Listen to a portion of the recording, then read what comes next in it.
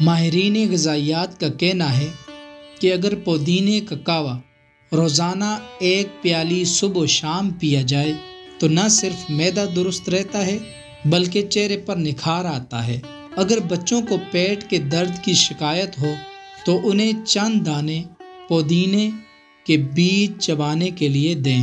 گردے کی پتھری کو ختم کرنے کے لیے پودینہ بہترین ہے۔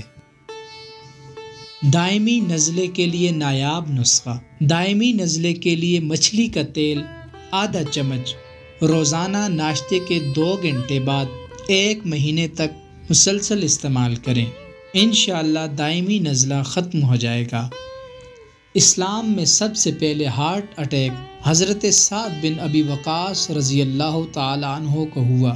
نبی کریم صلی اللہ علیہ وآلہ وسلم نے حکم دیا کہ اجوا کھجور گٹھلی سمیت پیس کر کھاؤ۔ اس کے بعد ساری زندگی ان کو دل کی تکلیف نہیں ہوئی۔ اولاد کا زندہ نہ رہنا۔ اجوائن اور کالی مرچ پر سوموار کے دن دوپہر کو 40 مرتبہ سورہ شمس پڑھیں اور ہر مرتبہ درود شریف پڑھ کر شروع کریں اور درود شریف پڑھ کر ختم کریں۔ عورت حمل کے شروع سے دودھ چھڑانے تک استعمال کرے۔ سخت سے سخت قبض سے نجات۔ ثابت اسپغول، سرسوں کے بیج 1 چمچ، کلونجی 1 چٹکی، تینوں چیزوں کو یکجان کر کے 1 چمچ صبح و شام کھانے سے پہلے پانی سے کھائیں۔ چند دن میں قبض کا خاتمہ ہو جائے گا۔ بدہضمی اور اس کا آسان علاج۔ عام طور پر بدہضمی ہضم کی کمزوری، کھانے کی زیادتی اور قبض کی وجہ سے ہوتی ہے۔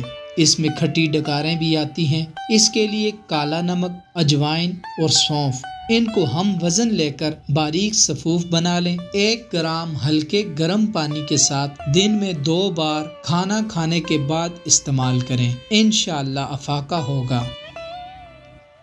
گردے کی پتھری کا علاج۔ کچے پپیتے کو نمک یا پھر چینی لگا کر حسب طبیعت زیادہ سے زیادہ کھائیں۔ انشاءاللہ پتھری خود بخود پیشاب کے راستے نکل جائے گی۔ حکیم لقمان سے کسی نے پوچھا کیا کوئی لمحہ موت سے زیادہ تکلیف دہ بھی ہے؟ تو حکیم لقمان نے فرمایا ہاں، جب کوئی سفید پوش مجبور ہو کر کسی کے آگے ہاتھ پھیلائے